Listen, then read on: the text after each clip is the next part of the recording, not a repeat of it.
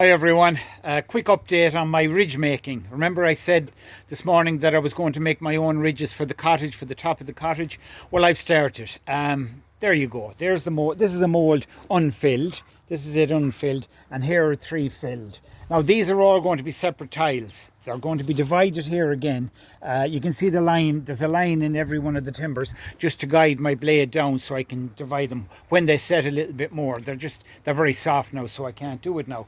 But if you look, you can see them. You can actually see them. This is the shape. You can see them there. I think they look quite nice. Very pleased with the way they've come out, and they're going to look lovely on my roof. Now I've added dye, as you can see. There's dye added to the mortar to give it the red terracotta colour, because I want them to be red. I want them to match my brick, as you can see here. That's my brick. So I want them to match the brick, because there's brick on the chimney. There'll be brick on the chimney and there's brick on the bell tower. So that's why I've done them that colour. So I've just got to fill this one now, and that's them done. And that's 12 tiles. They're 19 inches long, and a standard tile is about 17 inches. These are going to be 19 inches. That's just the way it worked out for my design that I did. Now, just to explain where they're going. This is a standard roof tile, okay? That's the standard tile that goes on your roof, right? Where this is going, that I've made, is it's going up on top here. It's going to be like a mohawk. It's going to be, them shapes. That's where that's going. So what I do is I'm going to case.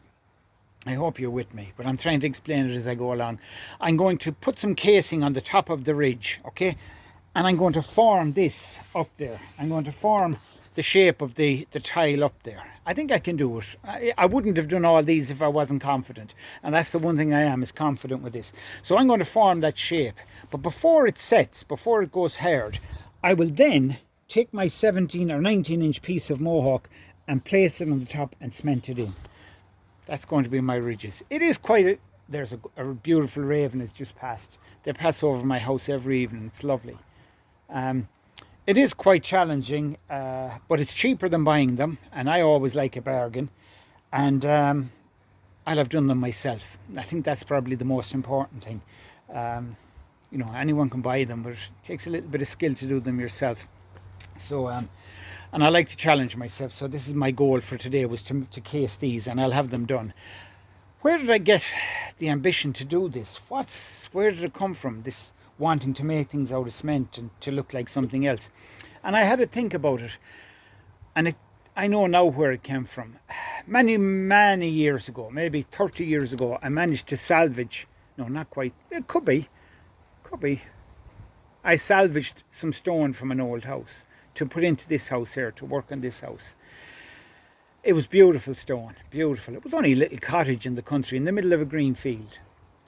But while I was there, I found an arch. It had collapsed, but I could find all the pieces. It wasn't awfully well made arch, but carved into one of the stone was J. Lally. J. Lally, 1890 something. I have the stone here. But I didn't know who J. Lally was until many years later, when I just started to research. I said, I'd love to know who lived in that house. And I asked around.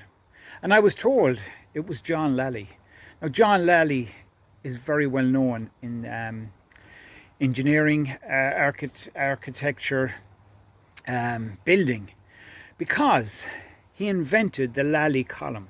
The Lally column is the column you see if you go into a car park, an underground car park, and you have this round column upholding things. He actually designed and invented the Lally column in America, not here, in America. I don't know much. If you Google John Lally or the Lally column, you'll find him.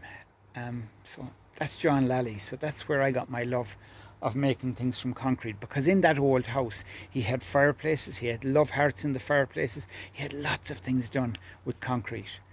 I never saved them. I don't know where they went. Some of them are still there. I should have got them. I should have brought them with me. But I did bring the arch, and I have the arch here belonging to John Lally, the inventor of the Lally column. So that's where I got my love of this from. There you go. That's your lesson from today. I'll keep going here and get this filled, because it's getting late now. It's after 6. I've had a hard day. I've got to wash my mixer and clean up. So take care. Thanks for watching. Thanks for following me. And thanks most of all for listening to me. Bye-bye.